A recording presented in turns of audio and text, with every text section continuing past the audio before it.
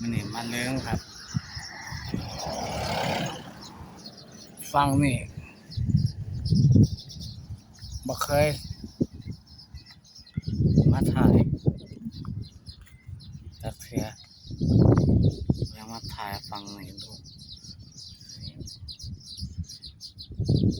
สวยสวยบ่วิวดอกบัวเดี๋ยว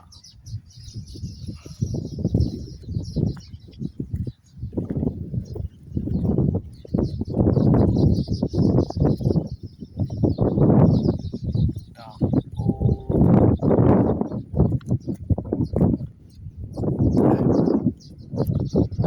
สวยเห็นไหม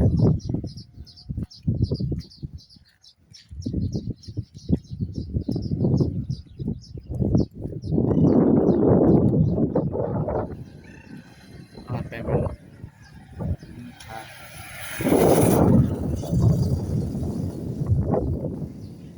อันนี้เป็นนอนขาอัน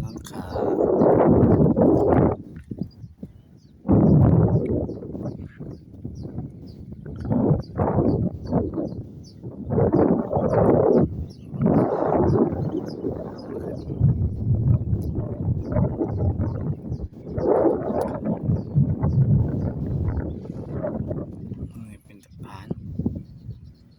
ทำบ้านแต่เขาเห็นไหมทาสีซื่อ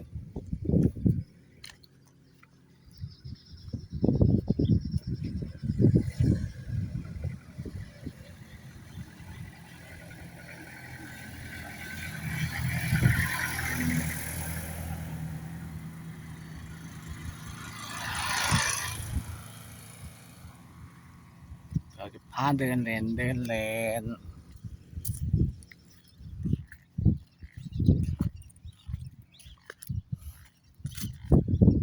มันเป็นวัดอยู่ใกล้สระน้ำบ้านวันคา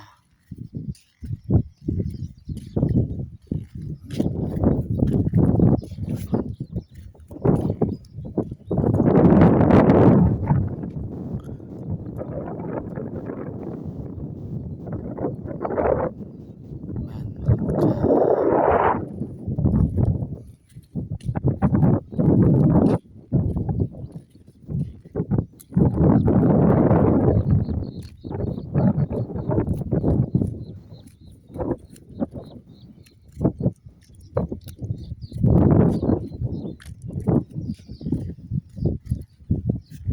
สุดยอดแล้ว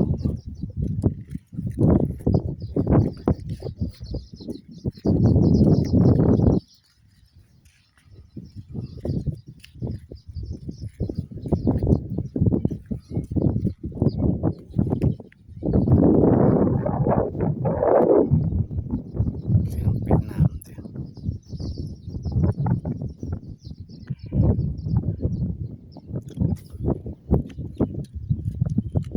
อันนี้เป็นป่า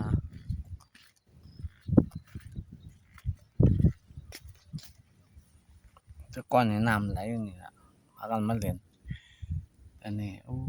บ่นานเลยบ่เป็นตาเล่นแล้ว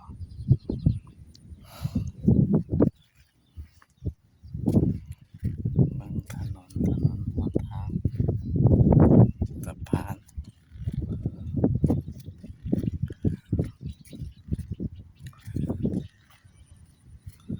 ไปบ้านนันคา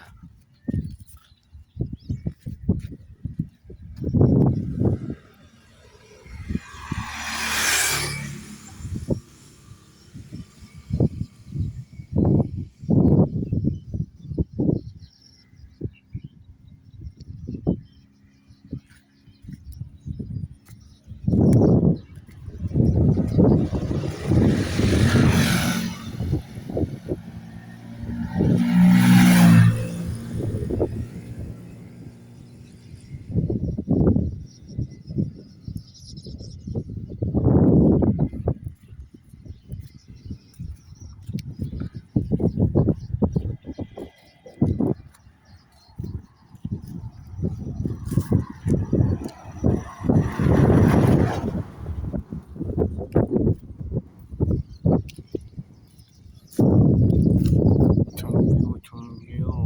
สวยๆ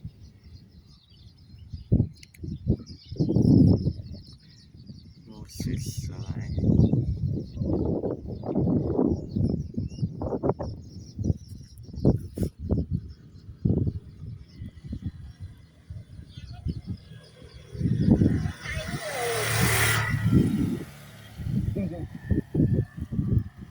มาถ่ายวิดีโอ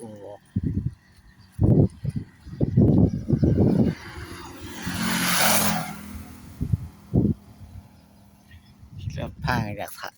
ขากอกโอ้ยเงินไหล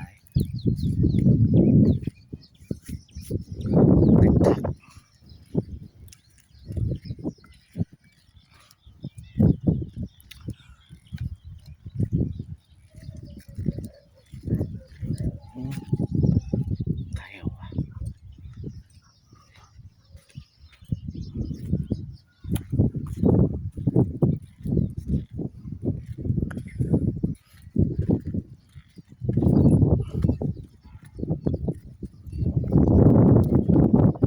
ดอกบัวหลายผลเนาะดอกบัวหน่อยๆแล้วกับมันปลาถูกน้ำนี่น้ำ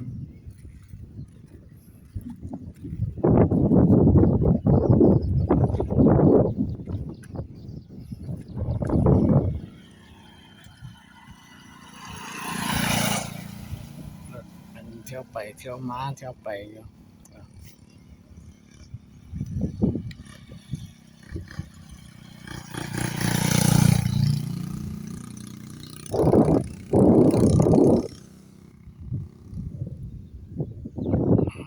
นะครับวัด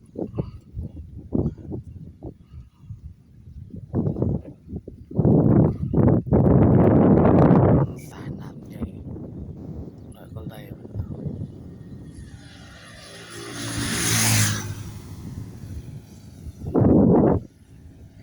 เป็นวัดนี่ถนนจะไปบ้านนนคาบ้านนงเมืองไปทางนี้ได้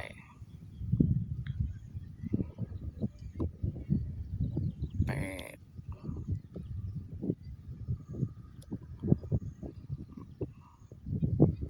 บ้านน้ำเมืองอะไรวะจำไม่ได้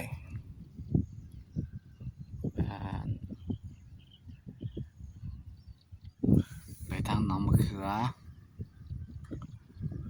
หลัดใจทางนี้ก็ได้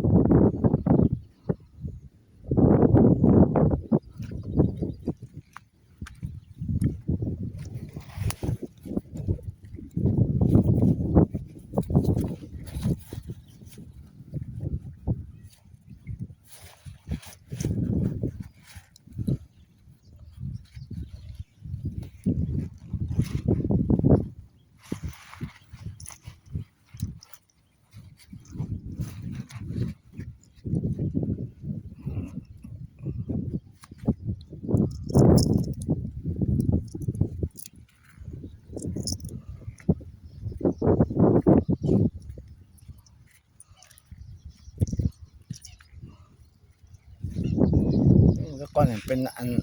โอ้อันนี้เป็นยางกับต่อยดีอ่ะเปียบางถนนตาม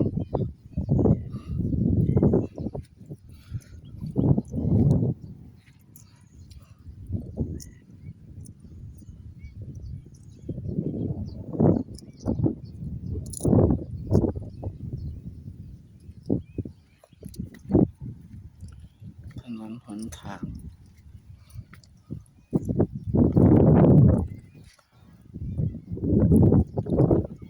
ตกอีกเนี่ยฝนนะมึงมืด